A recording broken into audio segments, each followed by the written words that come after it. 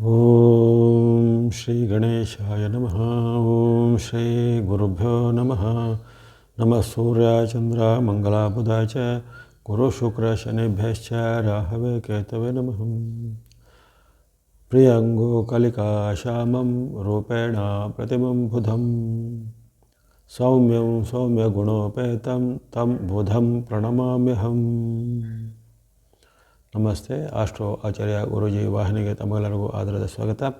ವಾಹಿನಿಯನ್ನು ನಿರಂತರ ವೀಕ್ಷಿಸಿ ಪ್ರೋತ್ಸಾಹಿಸಿ ಸಬ್ಸ್ಕ್ರೈಬ್ ಮಾಡುವಂಥ ತಮಗೆಲ್ಲರಿಗೂ ಅನಂತ ಧನ್ಯವಾದಗಳು ಸಲ್ಲಿಸುತ್ತಾ ಇವತ್ತಿನ ವಿಶೇಷ ಕಾರ್ಯಕ್ರಮ ಬುಧನ ಮೇಷ ಪ್ರವೇಶದ ವಿಶ್ಲೇಷಣೆಗೆ ಸ್ವಾಗತ.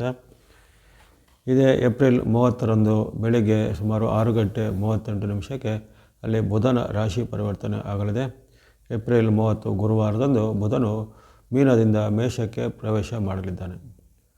ಕ್ಷಿಪ್ರಚಾರಿ ಗ್ರಹವಾದಂತಹ ಬುಧನ ಒಂದು ಕಾರಕತ್ವ ಜೊತೆಗೆ ಬುಧನ ಒಂದು ಗೋಚಾರದ ಪ್ರಭಾವ ಯಾವುದೇ ತಾರತಮ್ಯವಿಲ್ಲದೆ ಹಲವು ರಾಶಿಗಳಿಗೆ ಆಗಾಗ ಉತ್ತಮ ಫಲ ಸಿಗ್ತಾ ಇರುತ್ತೆ.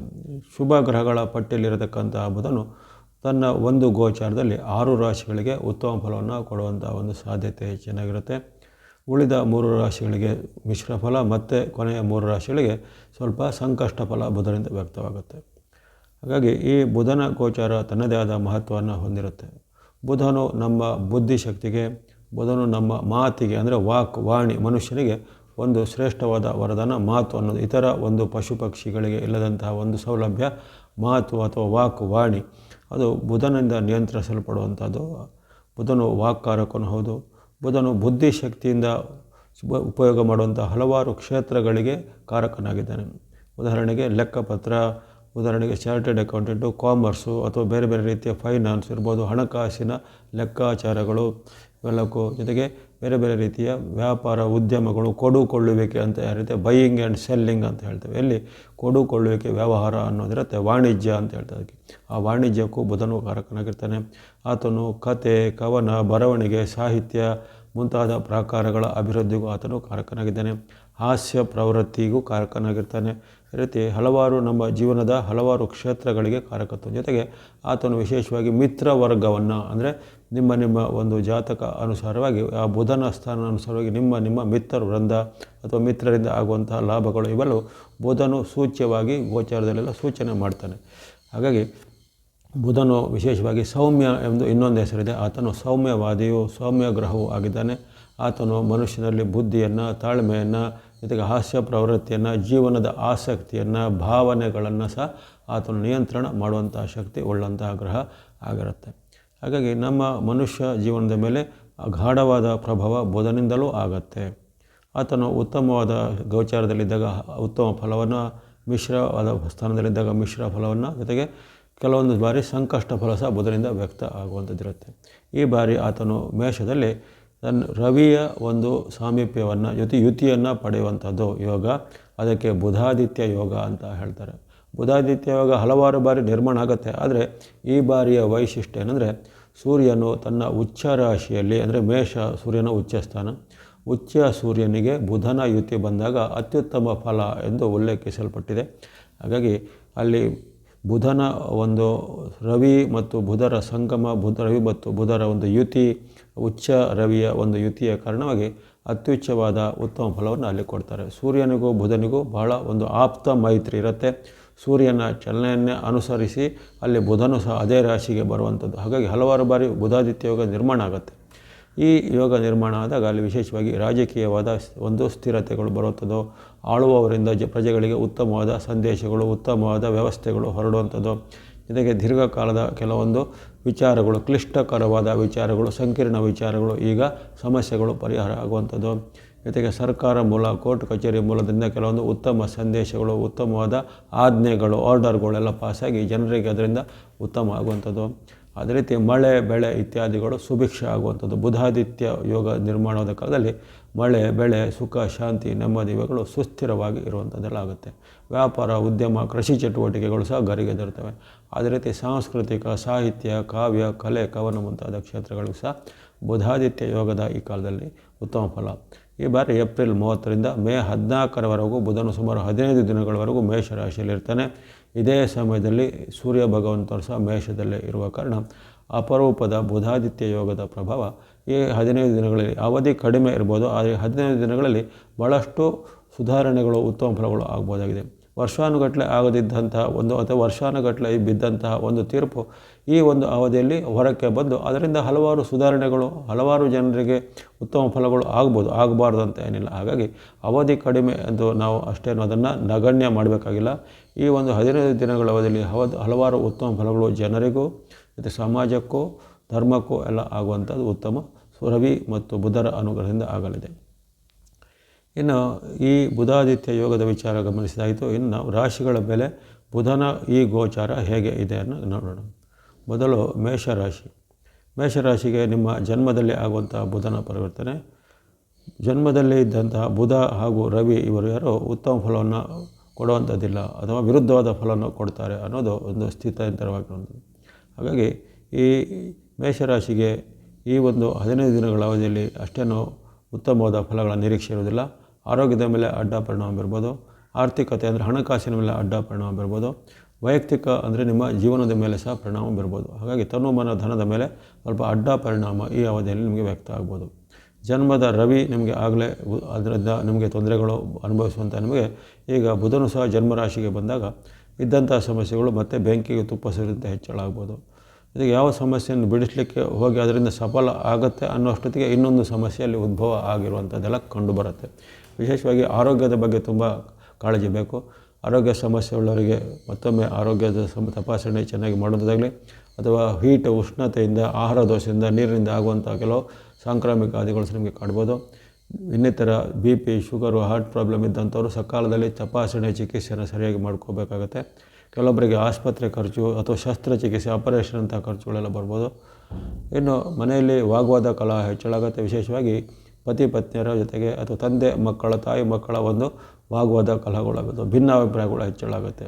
ವೃತ್ತಿ ಜಾಗದಲ್ಲೂ ಸಹ ನಿಮಗೆ ಒತ್ತಡ, ಚಿಂತೆ ಹೆಚ್ಚಳ, ಹಣಕಾಸಿನ ಖರ್ಚು ಹೆಚ್ಚಳಾಗುತ್ತೆ. ವಿಶೇಷವಾಗಿ ವಿಪರೀತ ಖರ್ಚುಗಳು, ಅನಾವಶ್ಯಕ ಖರ್ಚುಗಳು ಹೆಚ್ಚಳಾಗುವಂಥದ್ದು. ಹಾಗಾಗಿ ಕೆಲವೊಮ್ಮೆ ಈ ಆರ್ಥಿಕವಾದ ನಷ್ಟಕ್ಕೆ ಅಥವಾ ವಂಚನೆಗೆ ಸಹ ಗುರಿಯಾಗುವಂಥ ಸಾಧ್ಯತೆ ಇದೆ. ಹಾಗಾಗಿ ಮೇಷರಾಶಿಯವರಿಗೆ ತನುಮನ ಧನದ ಸಂಯಮ ಮತ್ತು ಎಚ್ಚರಿಕೆ ಖಂಡಿತ ಬೇಕು. ಇನ್ನು ವಿದ್ಯಾರ್ಥಿ, ಯುವಕರು, ಸಾಧಕರು ಹಾಗೆ ನಿಮ್ಮ ಒಂದು ಕ್ಷೇತ್ರದಲ್ಲಿ ಹೆಚ್ಚಿನ ಆಸ್ಥೆ ಅಂದರೆ ಅದರ ಬಗ್ಗೆ ಶ್ರದ್ಧೆ ಜಾಸ್ತಿ ಬೇಕಾಗುತ್ತೆ. ನೆಗ್ಲಿಜೆನ್ಸ್ ಎಲ್ಲ ಒಳ್ಳೆಯದಲ್ಲ. ಇದಕ್ಕೆ ಆತುರದ ಯಾವುದೇ ನಿರ್ಧಾರವನ್ನು ಈಗ ತೆಗೆದುಕೊಳ್ಳುವಂಥದ್ದು ಒಳ್ಳೆಯದಲ್ಲ.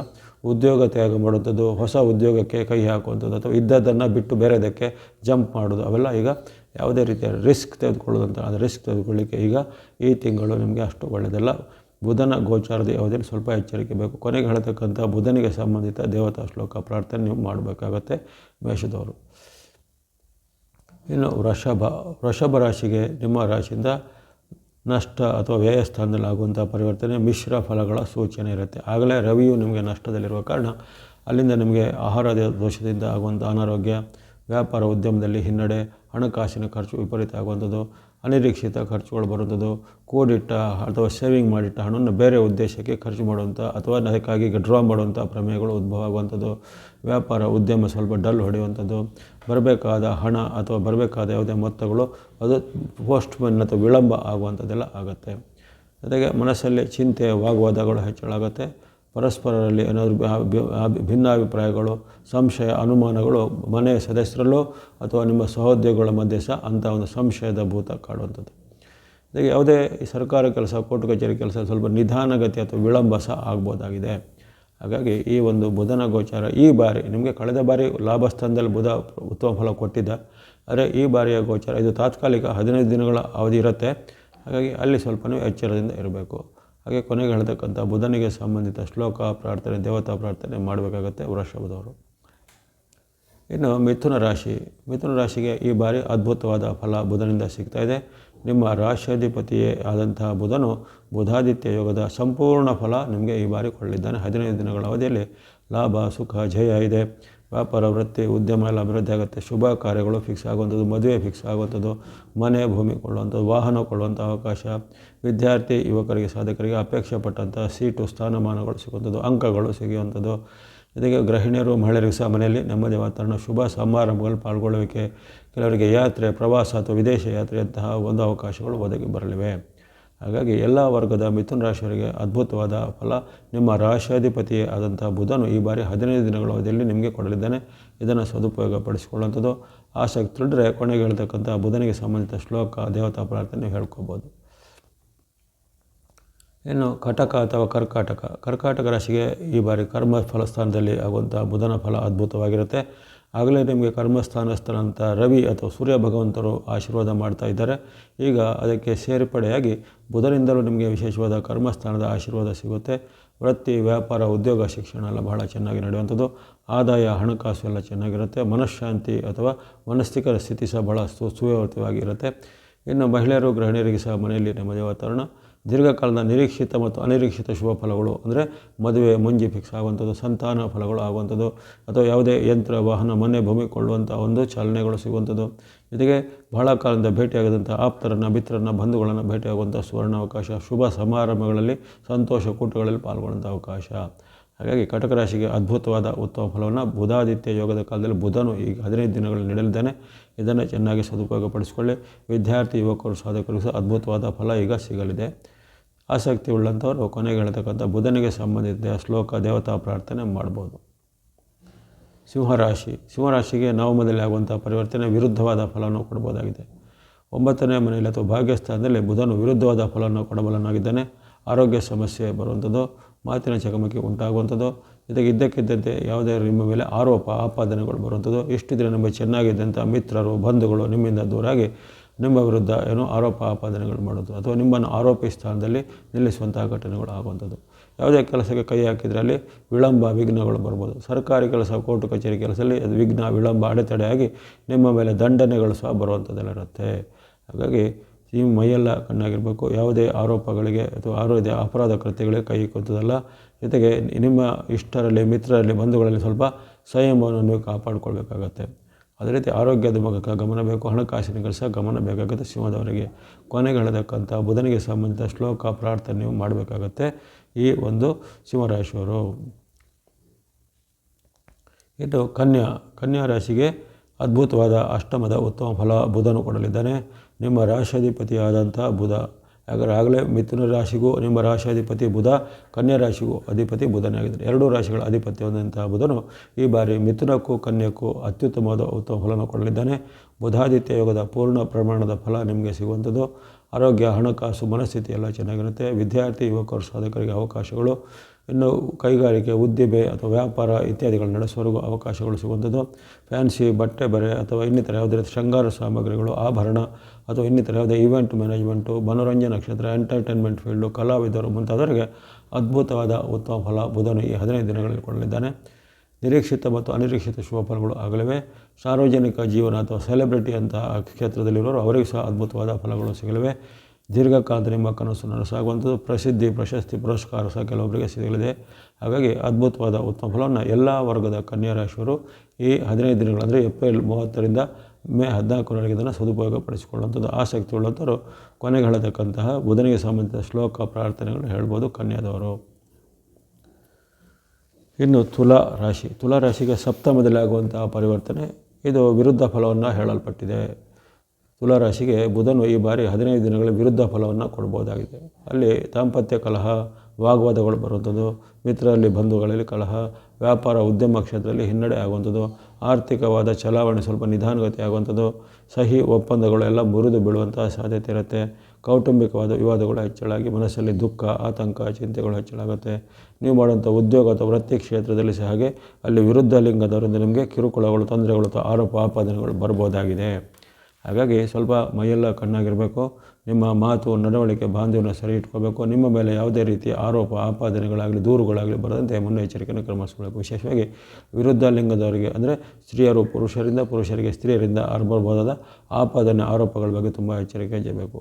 ಹಣಕಾಸಿನ ಖರ್ಚನ್ನು ನಿಯಂತ್ರಣ ಮಾಡಬೇಕು. ಹಣವು ನಿಮ್ಮ ಅನಿಯಂತ್ರಿತವಾಗಿ ಖರ್ಚಾಗುವಂಥದ್ದಾಗಲಿ ಅಥವಾ ರಾಂಗ್ ಪೇಮೆಂಟು, ರಾಂಗ್ ಇನ್ವೆಸ್ಟ್ಮೆಂಟ್ ಆಗುವಂಥದ್ದೆಲ್ಲ ಇರುತ್ತೆ. ಆ ಬಗ್ಗೆ ಖಂಡಿತ ಎಚ್ಚರಿಕೆ ಹೆಜ್ಜೆ ಬೇಕಾಗುತ್ತೆ ತುಲಾರಾಶಿಯವರಿಗೆ. ಅದೇ ರೀತಿ ನಿಮ್ಮ ದಾಂಪತ್ಯ ಜೀವನ ಸ್ವಲ್ಪ ಸಂಯಮವನ್ನು ಕಾಪಾಡ್ಕೋಬೇಕು. ಕೊನೆಗೆ ಹೇಳತಕ್ಕಂಥ ಬುಧನಿಗೆ ಸಂಬಂಧಿಸಿದ ಶ್ಲೋಕ ಪ್ರಾರ್ಥನೆ ಹೇಳಬೇಕು ತುಲಾದವರು. ಇನ್ನು ವೃಶ್ಚಿಕ ರಾಶಿಗೆ ಅದ್ಭುತವಾದ ನಿಮ್ಮ ಷಷ್ಠದ ಫಲ ಅಲ್ಲಿ ಬುಧನು ಕೊಡಲಿದ್ದಾನೆ. ವ್ಯಾಪಾರ, ವೃತ್ತಿ, ಉದ್ಯಮದಲ್ಲಿ ನಿಮಗೆ ಉತ್ತಮವಾದ ಫಲಿತಾಂಶಗಳು ಬರುವಂಥದ್ದು. ಹಣಕಾಸಿನ ಹರಿವು ಚೆನ್ನಾಗಾಗುವಂಥದ್ದು, ವಸ್ತ್ರ ಆಭರಣ ಇತ್ಯಾದಿಗಳನ್ನು ಕೊಡುವಂಥ ಅವಕಾಶ, ದೂರ ಪ್ರಯಾಣ ಮಾಡುವಂಥ ಅವಕಾಶ, ಬಂಧು ಮಿತ್ರರ ಜೊತೆಗೆ ಬಾಂಧವ್ಯ ಅಥವಾ ಶುಭ ಸಮಾರಂಭಗಳಲ್ಲಿ ಇನ್ನಷ್ಟು ನಿಮಗೆ ಖುಷಿ ತರುವಂಥ ವಾತಾವರಣ ಬಂಧು ಮಿತ್ರರಿಂದ ಸಿಗುವಂಥ ಅವಕಾಶ ಬರುತ್ತೆ. ಇನ್ನು ಹಿಂದೆ ಶತ್ರುಗಳಾಗಿದ್ದವರಿಗೆ ಮಿತ್ರರಾಗ್ತಾರೆ ಅಥವಾ ಶತ್ರುತ್ವವನ್ನು ಕಾಯ್ದುಕೊಂಡವರಿಗೆ ಮನಪರಿವರ್ತನೆ ಆಗಿ ನಿಮ್ಮ ಜೊತೆಗೆ ಮೈತ್ರಿಯನ್ನು ಸಾಧನೆ ಮಾಡುವಂಥ ಅವಕಾಶ ಇರುತ್ತೆ. ದೂರ ಪ್ರಯಾಣದಲ್ಲಿ ಯಶಸ್ಸು ಸಿಗುವಂಥದ್ದು, ಉದ್ಯೋಗ ವ್ಯಾಪಾರದಲ್ಲಿ ಯಶಸ್ಸು ಸಿಗಲಿದೆ, ಹಣಕಾಸಿನ ಹರಿವು ಉತ್ತಮವಾಗಿರುತ್ತೆ. ವೃತ್ತಿ ಅಥವಾ ಉದ್ಯೋಗಕ್ಕೆ ಸಂಬಂಧಪಟ್ಟು ವಿವಿಧ ರೀತಿಯ ಒಪ್ಪಂದ ಸಹಿ ಇತ್ಯಾದಿಗಳು ಈಗ ಕ್ಷಿಪ್ರವಾಗಿ ಆಗುವಂಥ ಲಕ್ಷಣಗಳಿವೆ. ಅದೇ ರೀತಿ ಬಂಧು ಮಿತ್ರರಿಂದ ನಿಮಗೆ ಏನಾದರೂ ಕೊಡುಗೆ ಅಥವಾ ಹಿರಿಯರಿಂದ ಏನಾದರೂ ನಿಮಗೆ ಈ ಪಿತ್ರಾರ್ಜಿತನೋ ಅಥವಾ ಕೌಟುಂಬಿಕವಾಗಿ ಸಿಗಬೇಕಾದ್ರೂ ಅಂಥ ಆಸ್ತಿಗಳು ಕ್ಷಿಪ್ರವಾಗಿ ಕೈಗೆ ಬರಲಿವೆ. ಹಾಗಾಗಿ ಅನೇಕ ನಿಮ್ಮ ನಿರೀಕ್ಷಿತ ಮತ್ತು ಅನಿರೀಕ್ಷಿತ ಉತ್ತಮ ಫಲಗಳನ್ನು ವೃಶ್ಚಿಕ ರಾಶಿಯವರು ಈ ಬಾರಿ ಪಡೆಯಬಹುದು. ಉದ್ಯೋಗ, ವೃತ್ತಿ, ವ್ಯಾಪಾರ, ಶಿಕ್ಷಣ, ಆರೋಗ್ಯ ಎಲ್ಲ ಕ್ಷೇತ್ರದಲ್ಲೂ ಬುಧನ ಒಂದು ವಿಶೇಷವಾದ ಆಶೀರ್ವಾದ ನಿಮ್ಮ ಮೇಲಿದೆ.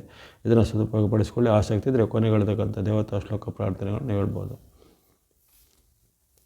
ಇನ್ನು ಧನುಸ್ಸು ರಾಶಿಗೆ ಪಂಚಮದಲ್ಲಿ ಆಗುವಂಥ ಪರಿವರ್ತನೆ ಮಿಶ್ರ ಫಲವನ್ನು ಹೇಳಲ್ಪಡುತ್ತದೆ. ಹಾಗಾಗಿ ಧನು ರಾಶಿಯವರಿಗೆ ಬುಧನ ಈ ಗೋಚಾರವು ಅನೇಕ ರೀತಿಯ ಅಡ್ಡ ಪರಿಣಾಮವನ್ನು, ವಿರುದ್ಧ ಪರಿಣಾಮವನ್ನು ಕೊಡ್ಬೋದು. ನಿಮಗೆ ಕಿರಿಯರಿಂದ ಏನೋ ತೊಂದರೆಗಳಾಗುವಂಥದ್ದು, ಕಿರಿಯರಿಂದ ವಾಗ್ವಾದ ಕಲಹಗಳಾಗುವಂಥದ್ದು, ಕಿರಿಯರ ಮೂಲಕ ಆಗುವಂಥ ಕೆಲಸ ಕಾರ್ಯಗಳು ಈಗ ಕ್ಷಿಪ್ರವಾಗಿ ಆಗದೆ ವಿಳಂಬ ಆಗುವಂಥದ್ದು.